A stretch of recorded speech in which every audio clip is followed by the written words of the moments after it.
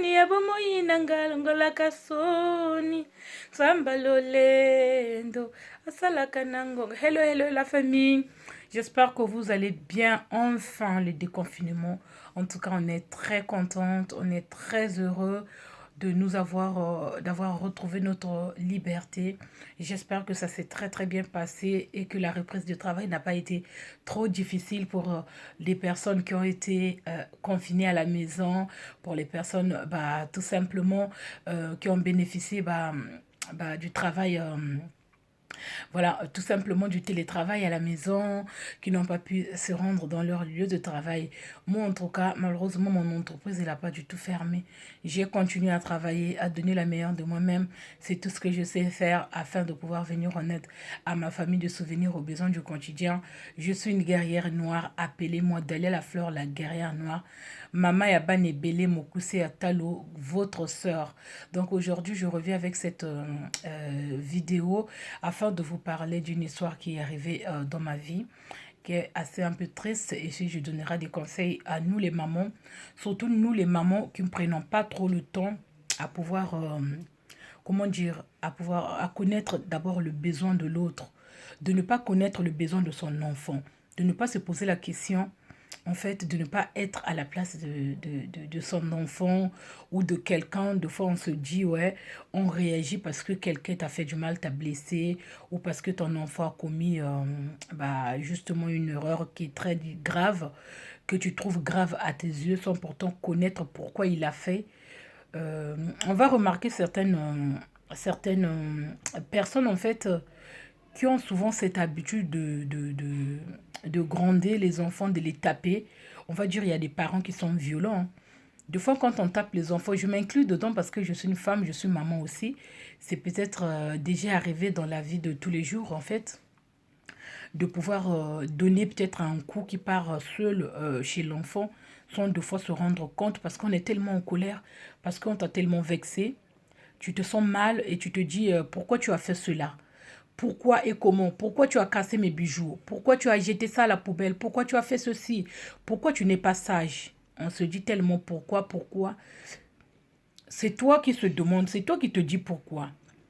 Est-ce que réellement est-ce que tu t'es mis à la place de ton enfant pour comprendre pourquoi il a réagi de la sorte? L'enfant, quel que soit son âge, euh, 15 ans, 16 ans, 18 ans, chaque âge détermine, comment je vais dire, quand tu rentres dans une autre phase d'un âge, l'âge que tu avais, par exemple, si tu avais 16 ans, reste derrière toi, tu rentres dans une phase de 17 ans. Et le 17 ans aussi va te ramener d'autres choses dans la vie, d'autres manières de voir les choses, de comprendre des choses, de pouvoir aussi ta manière d'être. Quand tu rentres dans une phase de 18 ans, cet âge-là aussi, ça va peut-être te ramener le raisonnement au quotidien. Parce que tu es majeur, tu prends des engagements, tu assumes. Parce que c'est l'âge où on assume des choses, c'est l'âge où on devient responsable, les 18 ans, on va dire. C'est l'âge de la liberté, on prend de la liberté à un enfant. Donc, à chaque âge qu'on prend dans la vie, les attitudes changent. Et chaque enfant aussi est pareil. Quand tu as 6 ans, les choses que tu faisais à 5 ans, deux fois, tu ne vas plus le faire quand tu as 6 ans. On oublie deux fois qu'on est un enfant et qu'on a tous été à commettre les erreurs. Est-ce que nos parents nous battaient comme ça? Je parle de ça aujourd'hui car j'ai une histoire à raconter. Pourquoi je le dis? Parce qu'on a tendance à juger, à taper les enfants sans pourtant de fois connaître pourquoi. Parfois on regrette. Pour les mamans qui assument, il va prendre le temps de demander pardon à son enfant, de dire que mon chéri ou ma chérie, excuse-moi, j'étais tellement en colère, voilà pourquoi je t'ai tapé, mais je ne voulais pas le faire, c'était pas intentionnel, c'est arrivé comme ça, pardonne-moi, ça ne va plus se reproduire. C'est les erreurs à éviter au quotidien, à ne pas vexer nos enfants, deux fois de connaître. Même toi qui es professeur, deux fois quand tu vas à l'école, quand tu vas enseigner, je sais que tu vas donner ton intelligence, tu prends ton temps de pouvoir enseigner les enfants, tu leur apportes l'intelligence, tu leur apportes le savoir-vivre, le savoir-être. On apprend tout ça à l'école. C'est bien beau, tu prends ton temps de pouvoir enseigner quelque chose que toi que tu as appris, que tu veux par ton expérience, par ton intelligence que tu veux montrer, partager aux élèves. Oui, c'est bien beau. Mais quand on regarde bien, on réalité en Afrique, ce n'est pas ça. Peut-être qu'en Europe, des fois quand on vient, quand on voit les professeurs qui sont là, qui sont patients, qui sont à l'écoute, genre si tu as quelque chose, tu vas demander. Contrairement à ce qui se passe en Afrique, c'est différent. Alors pourquoi je vous dis ça? Parce qu'en fait, je me souviens quand j'étais en C1, c'est quand même une histoire assez triste. Voilà pourquoi j'ai d'abord commencé à vous dire qu'il faut être à l'écoute. Souvent, c'est très important d'écouter son enfant. Même toi qui es professeur, qui va à l'école, qui va enseigner qui enseigne de la biographie, qui enseigne de l'histoire. Ça demande beaucoup de patience d'être enseignant en fait. Quand tu partages ton intelligence aux autres, ce n'est pas du tout par hasard que tu es là. C'est un métier que tu as choisi et je sais qu'il se passe beaucoup de choses en Europe, les professeurs qui ne sont pas du tout respectés. Je suis bien consciente de ça. Mais en Afrique, c'est toute une autre histoire. Chez nous, quand tu arrives en retard, on va te taper. On va te donner des coups. Les règles, moi je me souviens à l'époque, c'est l'histoire que je suis en train de vous raconter. Je me souviens à l'époque, j'étais en C1, je pense que j'avais 8 ans à l'époque. Oui, j'avais entre 8 ans et demi. Je me souviens, il y a un professeur qui s'appelait Monsieur Moudjilou en C1. En fait, à chaque fois, j'arrivais en retard. Sauf que moi, mes parents, ils m'ont vraiment responsabilisé à temps. À ce moment-là, ma mère et mon père, ils venaient de se séparer. On se sentait un peu perdus avec la séparation. On ne savait pas où tenir la tête. On n'arrivait pas à se retrouver. On était vraiment, vraiment on avait la tête sur les néants. Donc, on se disait, mais d'un coup, on n'est plus avec papa. Comment? Donc, on était un peu perdus. Et maman, pour souvenir à nos besoins, elle était obligée tout le temps de partir au marché afin de vendre pour qu'on mange. C'était pas facile. Certes que je suis consciente, je n'ai pas la vie n'a pas été rose pour moi. Tout ce que j'ai aujourd'hui, je ne l'ai pas toujours eu.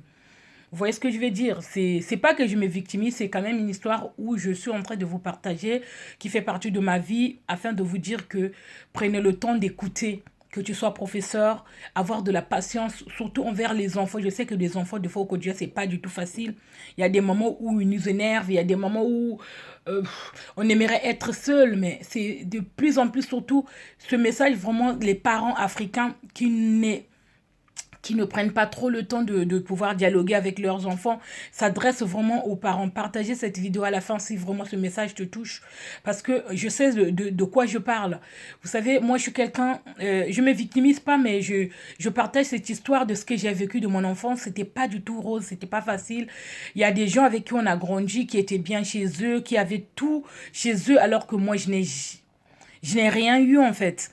Vous voyez ce que je veux dire? Et c'était pas facile que la vie me sourit. Je me disais même, il y a des moments où j'étais désespérée. Je disais, mais quand ça viendra, pourquoi les autres, mes amis, sont heureux chez eux, ils sont bien, ils ont des parents qui leur renvoient à l'école, ils mangent.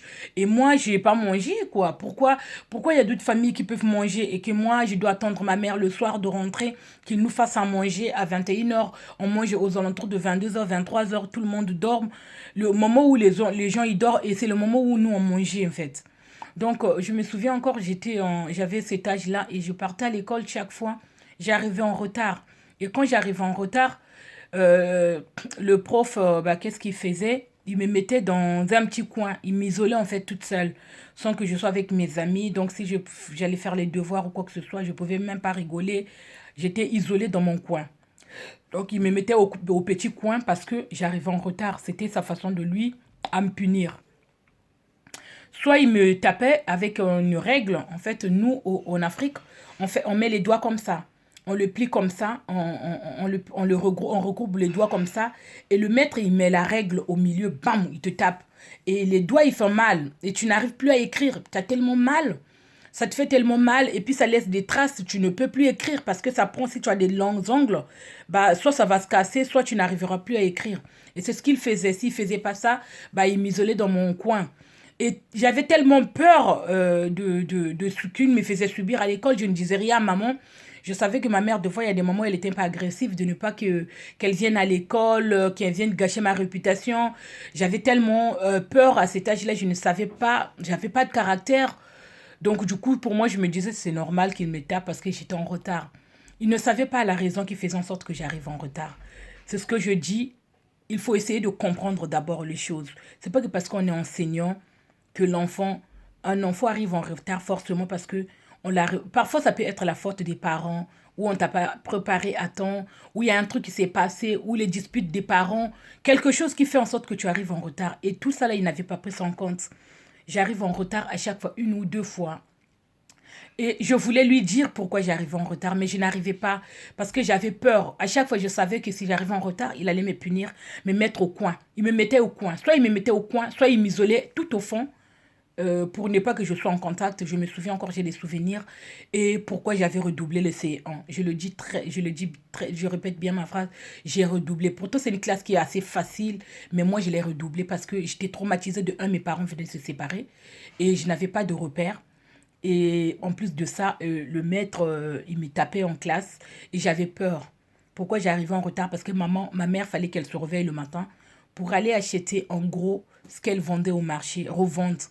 Parce fallait qu'elle se réveille le matin pour aller acheter ce qu'elle revendait ensuite pour que le soir on puisse manger. Donc elle me laissait toute la charge. Le temps que je me réveillais, je m'occupais de notre petite dernière, la défunte, malheureusement qui est partie à l'âge de 24 ans. Voilà, une sœur que j'aime toujours, qui me manque énormément. Je m'occupais beaucoup. Donc, ma mère, elle m'a responsabilisée à temps. Donc, 8 9 ans, j'étais déjà, je me souviens, oui, j'ai redoublé. Donc, du coup, bah, j'arrivais en retard parce qu'il fallait que je m'occupe de ma sœur, le temps que j'aille la déposer soit chez quelqu'un de la famille, chez les amis. Et à chaque fois, j'arrivais en retard parce que je m'occupais de ma petite sœur, avant-dernière, pardon. Donc, c'est elle, parce qu'on a un petit dernier. Donc, je m'occupais de ma petite sœur. À chaque fois, j'arrivais en retard. Et le maître ne comprenait pas ça. Et j'aurais préféré qu'il prenne le temps de me faire asseoir, de me demander ce qui m'était arrivé, pourquoi j'arrivais à chaque fois en retard, que je n'arrivais pas à me concentrer. Parce qu'on va dire quand même, j'étais pas très intelligente à l'école, hein, voilà. Et un problème de concentration, je dormais pas assez, j'étais un peu perdue, mais j'avais tellement cette volonté d'apprendre quelque chose. J'étais tellement motivée d'apprendre quelque chose. Je me disais, j'aime parler, j'aime la communication. Je disais un jour, quand on demande les enfants, ici, c'est ici que j'ai vu, ici, l'éducation à la française, l'éducation européenne, de fond, les familles demandent, quand tu seras grand, qu'est-ce que tu deviendras? Vous voyez ce que je veux dire? Les parents, ils ont toujours tendance à demander ça. Par contre, nous qui nous demandons ça. Qui demande les mamans, les parents africains, sauf peut-être les gens qui sont nés dans une famille aisée, qui peuvent oser te demander cela. Donc, nous, on ne pouvait pas nous demander qu'est-ce que tu deviendras. On n'a même pas, tu peux même pas avoir l'idée qu'est-ce que tu deviendras plus tard. On travaille, on fait des efforts, on donne la meilleure de soi-même et puis si les résultats sont là, tant mieux. Mais malheureusement, cette année-là, j'avais redoublé parce que je me suis beaucoup, beaucoup occupée. Je dormais pas beaucoup. Je comprenais un peu ma mère et je sais que je suis bien consciente, c'était pas mon rôle. Mais d'une manière, je participais pour qu'on puisse manger à la maison. Moi, aujourd'hui, je n'accepterai jamais un homme dans ma vie ou quelqu'un dans ma vie me laisser affamer. J'habite avec quelqu'un. Si, par exemple, tu prends la responsabilité, c'est toi qui vas faire le course. Je ne supporterai jamais ça parce que j'ai tellement été affamée pendant très longtemps qu'on ne mangeait pas assez. Donc, du coup, c'est quelque chose, j'ai du mal à digérer. Vous voyez ce que je veux dire? Donc, au bout d'un moment, moi, j'ai fait des courses en gros ici. Mes enfants, ils manquent vraiment de rien. C'est quelque chose qui m'a vraiment frappée. Donc, je continue l'histoire. Le professeur, un jour, il décide de me faire asseoir, me demander, Guylaine, Dalia, pourquoi tu arrives en retard à chaque fois? Parce que je suis tout le temps obligée de te punir. J'avais des larmes aux yeux, je pleurais, je faisais que pleurer. J'ai répondu, on parlait dans ma langue, j'ai dit, mais tu aurais dû me demander ça, je t'aurais expliqué au lieu à chaque fois. Parce que moi, pour moi, je me sentais humiliée devant les amis. Ils venaient, ils me mettaient au coin et ils me tapaient devant tout le monde. Vous savez, à cet âge-là, des fois, on commençait un peu à voir, genre en blaguant, hein, des petits amis, genre, tu es mon chéri, genre. Et lui, il me foutait la honte devant toutes mes amies et devant tout le copain de ma classe. Et je n'avais pas de mots, j'avais pas de paroles et j'avais honte et je me sentais rabaissée et humiliée. Donc je savais pas quoi dire. Tout ce que je savais, c'est d'aller pleurer dans mon coin pendant la récréation et puis essuyer mes larmes et puis reprendre le cours de la journée. Et c'est ce que je lui ai dit. J'ai dit, tu m'as foutu la honte devant tout le monde, tu aurais dû me demander. Et je lui ai raconté la raison pourquoi j'arrivais en retard. J'ai dit, papa et maman s'est séparés et maman, elle part très tôt au marché pour aller vendre pour que le soir on puisse bien manger. Et je m'occupe de mes frères, de ma soeur. Et ma soeur, elle est encore très, très jeune. Donc, c'est moi qui s'en occupe quand maman, elle part.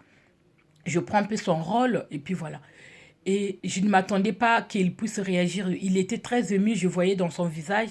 Et c'est là qui m'avait permis en fait, quand j'ai personne qui peut garder ma soeur, de le ramener en classe.